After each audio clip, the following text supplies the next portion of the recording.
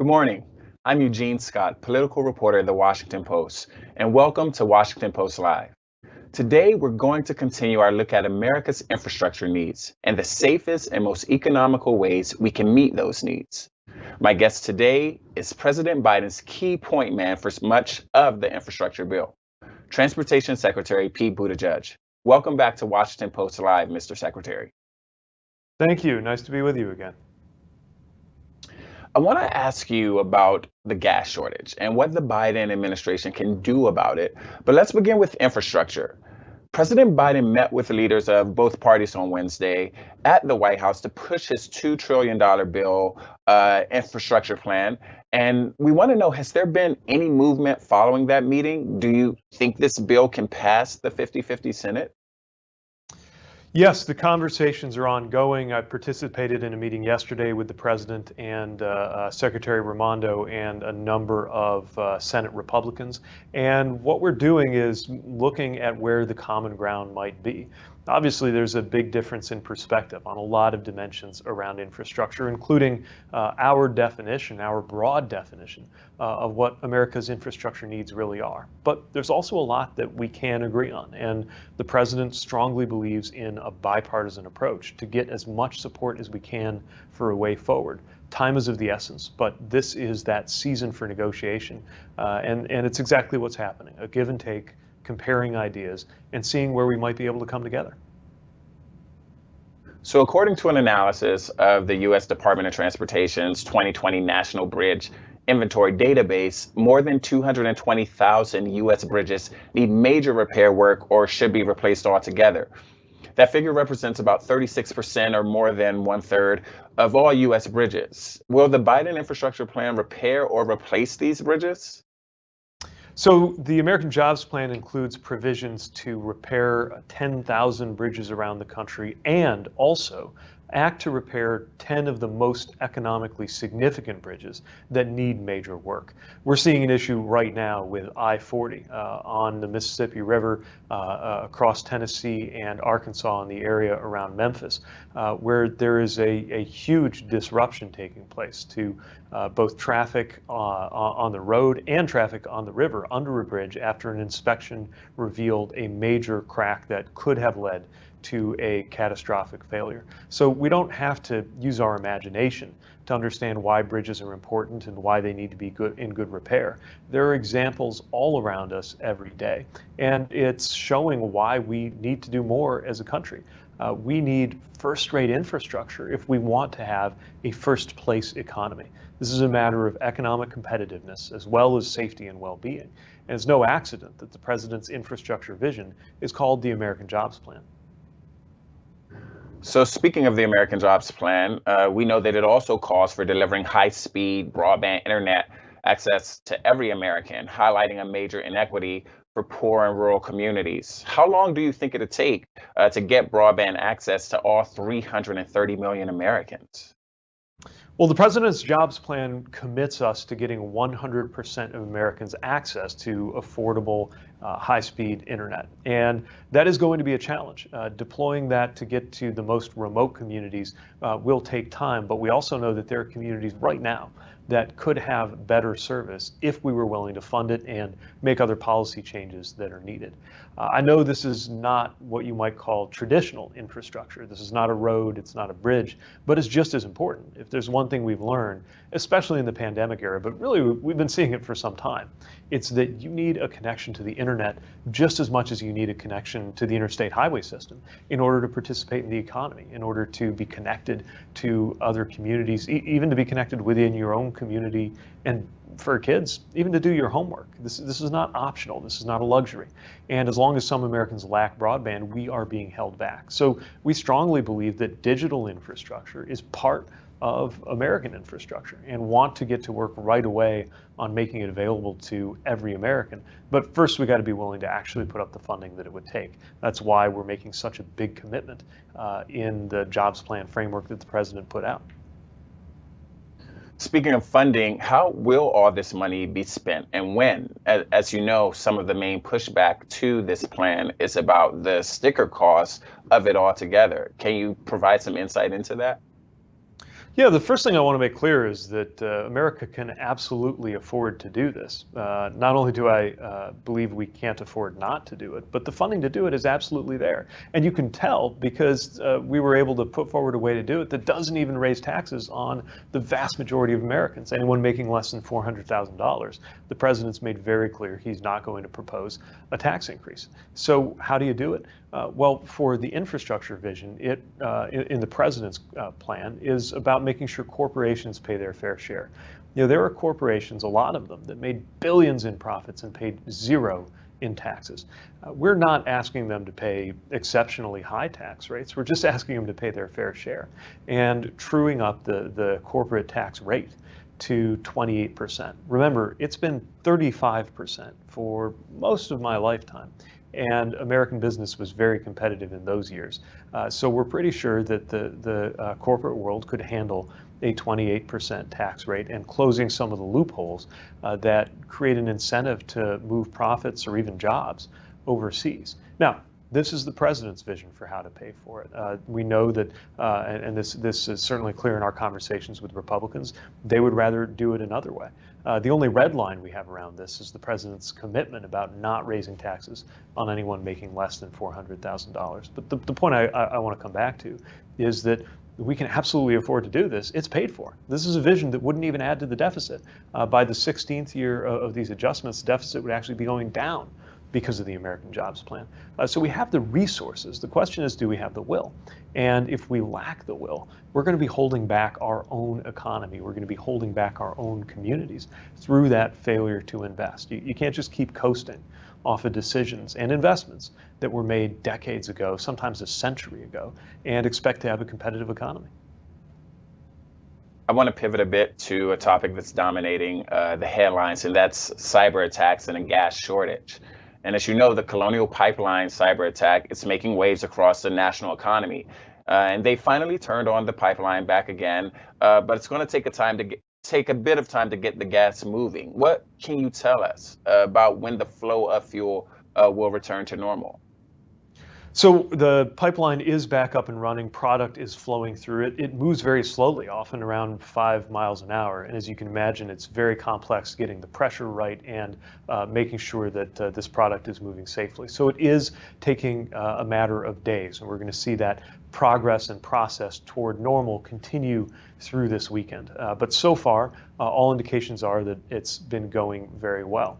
Now, what we don't want to do is just sit back and wait and see how it's going. That's why the president directed every part of the government, including my department, to do what we can to help in the meantime. So even while we're still waiting for the pipeline to be back at full capacity, we can take steps and have taken steps like making it easier to move fuel on trucks, creating flexibility around how long drivers can drive, how much weight can be put into tank trucks, and making sure that there are options for over-water transportation of gas and petroleum products too. All of these steps taken together can help mitigate the pressure and the supply disruptions that we're seeing, even while we're waiting for a true, what I would call back to normal condition to arrive in the coming days. We have news reports that the Colonial Pipeline or the company paid a ransom to unlock its data. Is the government aware of such a payment, or has such a payment been reported?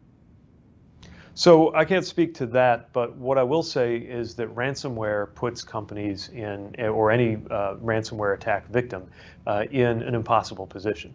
Paying ransom, of course, creates an incentive for more of these attacks, but often there will be individuals or companies that feel like they have no choice. That's why by far the best thing to do about these attacks is to prevent them. Now, when you have a system, large or small, it's only as strong as its weakest link. That's especially true in cybersecurity. And it's one of the reasons why we have got to make sure not only that the federal government is secure, that federal assets are fully tightened up when it comes to cybersecurity. Something that the president, by the way, recently did a cybersecurity executive order to make sure that we're doing more on that. But also we've got to recognize that so much of the critical infrastructure in this country is not owned and operated by the federal government, or sometimes by any government. After all, the Colonial Pipeline, something most of us had never heard of until this cyber attack, is a private company. And a lot of times, even on the public side, you think about our water utilities, for example, wastewater and other sometimes electrical utilities too. They're often owned by local governments or small units. And so making sure that whether you got a local government or whether you got a multinational corporation or a federal agency, that all of these have systems and practices that make us hard targets for cyber attack. That's going to become more important each passing year, because I can tell you these kinds of threats are not going away. They're only going to become more sophisticated. Our defenses have to become more sophisticated too. Do you think the Department of Transportation should take a heavier hand in ensuring companies like Colonial are properly defending themselves against ransomware attacks? Well, there does need to be a very high standard, and that includes reporting and accountability. Again, the president's executive order speaks to that, but we may need further policy moves to make that possible.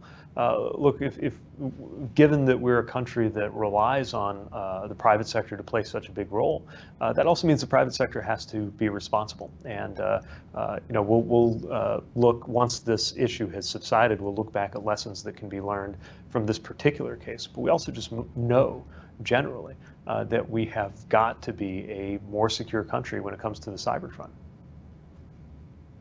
With the gas shortage, we have many consumers looking at electric vehicles. Would you be in favor of extending the federal tax credit for companies who have passed the sales limit? Well, the president's jobs plan includes two things to help with electric vehicles. One of them, rebates and incentives to help bring prices down. We don't want electric vehicles to be a luxury item, especially when those who are lower income would, of course, gain the most from the fuel savings that you get when you have an electric car. So that's one set of policies that's in the president's vision. The other is charging networks and charging stations. Remember, even if it's an economic winner to have an electric car, people can still hesitate to purchase one if they're not sure they're actually going to be able to go on these longer distances. A lot of the cars on the markets now, they have 200, even 300-mile range. But if you're taking a long road trip or depending on your patterns of use, you're going to need to rely on that charging network. And we got to have the grid to back it up. So my point is there are a lot of policies that we need to undertake, including what you described, making sure that we make the economics work out for customers in order to have more widespread adoption. When we do, then there are a lot of benefits from the ability to simply fuel up, so to speak, your car, sometimes at home, to again, those savings that you get from being able. Of course, you're still paying for electricity, but that is a savings for I think every geography in the U.S. right now compared to how we're used to fueling up our cars. I want to go back to the attacks for a moment and just really wanted to hear your thoughts on what do they mean or what do they say about the vulnerability of our supply chains? Well, critical infrastructure, supply chains, these are the kinds of, maybe they've been considered very technical or unsexy topics, but they're incredibly important to our economic security and our national security. And again, part of what we've learned and seen is that a cyber attack on a private company can have enormous implications for millions of Americans. The truth is that cyber threats, climate threats, health threats are just as important as conventional military threats right now in keeping this country safe. We've seen that in a lot of ways, in a lot of blunt ways. It has been demonstrated to the American people over the last year and a half. And it means that we need to have a bigger picture and longer term way of thinking about how to be safe and prosperous as a country.